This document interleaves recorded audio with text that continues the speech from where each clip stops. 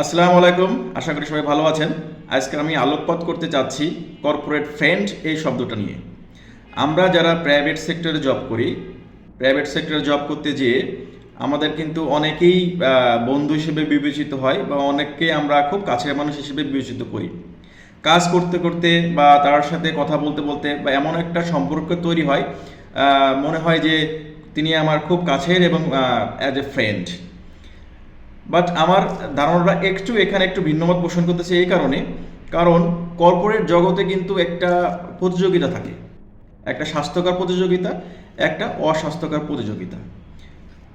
যত সময় স্বাস্থ্যকর প্রতিযোগিতা থাকে তত সময় কিন্তু ওকে, কারণ এই প্রাইভেট সেক্টরে জব করতে যে সবাই আমরা চাই একটু ভালো পজিশন, একটু সম্মান, একটু ভালো স্যালারি এবং নিজের জবটাকে একটু পাকাপোক্ত করা, নিজেকে একটু দক্ষ হিসেবে গড়ে তোলা।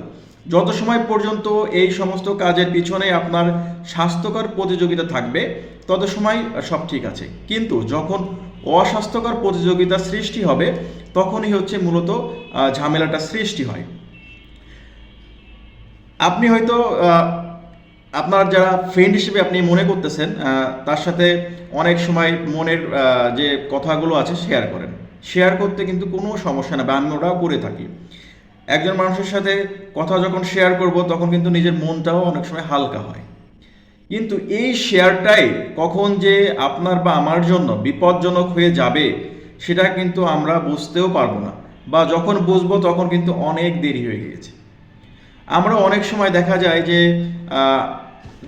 আমার কলিগকে খুব কাছের বন্ধু মনে করে আমরা অনেক সময় নিজের ব্যাংক ব্যালেন্স কত আছে এটা শেয়ার করি, তারপরে নিজের পারিবারিকভাবে কি সমস্যা চলতেছে বা কোন কোন সমস্যা সমাধান করে আমি এখানে আসছি, প্রিভিয়াস কি সমস্যা ছিল সেইগুলো অনেক সময় যেগুলো পারিবারিক সেগুলো জিনিসগুলো শেয়ার করে থাকি। অনেক সময় নিজের যে দুর্বলতার দিকগুলো আছে সেই নিজের দুর্বলতার দিকগুলো কিন্তু অনেক সময় আমার সেই কর্পোরেট ফ্রেন্ডের সাথে শেয়ার করে থাকি। আবার আমার যে বিশেষ দক্ষতা আছে কোনো কাজের উপরে বা কোনো একটা স্পেসিফিক জিনিসের উপরে আমার যদি বিশেষ দক্ষতা থেকে থাকে সেটাও কিন্তু অনেক সময় আমরা শেয়ার করে থাকি। আবার এমনও অনেক সময় দেখা যায় প্রাইভেট জব এটা আমাদের একটা আসলে হ্যাবিট বলা যায়, আমরা একে অন্যের একটু সমালোচনা করে থাকি, সেটা অধীনস্থ হতে পারে বা উপরস্থ যে কোনো লোকই হইতে পারে, আমরা কিন্তু অনেক সময় সমালোচনা করে থাকি।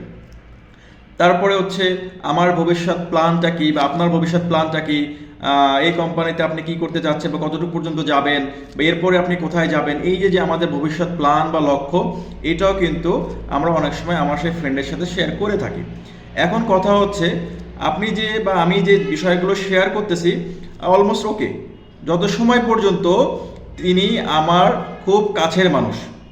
এখন যখন আমি যে প্রতিযোগিতার কথা বললাম অস্বাস্থ্যকর প্রতিযোগিতা, সেই কাছের মানুষটা যদি অস্বাস্থ্যকর প্রতিযোগিতার সম্মুখীন হন এবং আপনাকে মনে করেন তার প্রতিদ্বন্দ্বী বা আপনাকে মনে করেন তার শত্রু, আপনাকে মনে করেন তার উপরে ওঠার জন্য বাধা, তখন কিন্তু আপনি যে বিষয়গুলো শেয়ার করতেছেন এই শেয়ার করা বিষয়গুলো কিন্তু আপনার জন্য বিপজ্জনক হয়ে যাবে। সেই জায়গার থেকে আমি আপনাদের সাথে এই আলোকপাতটা করতে চাচ্ছি যে প্রাইভেট সেক্টরে আসলে ভালো বন্ধু বলে কিছু নাই। ভালো বন্ধু পাওয়াটা অনেক ভাগ্যের ব্যাপার, যদি কেউ পেয়ে থাকেন আলহামদুলিল্লাহ।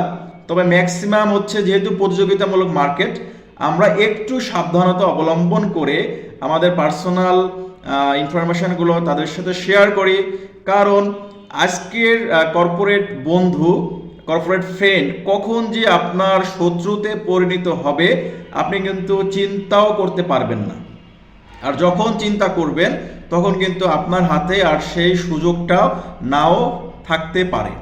অতএব বি সেফ, যতটুকু সম্ভব আমরা ততটুকু শেয়ার করি, এর বাইরে আমরা শেয়ার করা থেকে বিভিন্ন ধরনের ইনফরমেশন তাদের সাথে শেয়ার করা থেকে বিরত থাকি।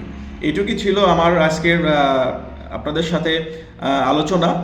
যদি কেউ উপকার পেয়ে থাকেন আলহামদুলিল্লাহ, আর যদি কারোর মনে কোনো কষ্ট লেগে থাকে তাহলে ক্ষমা সুন্দর দৃষ্টিতে দেখবেন।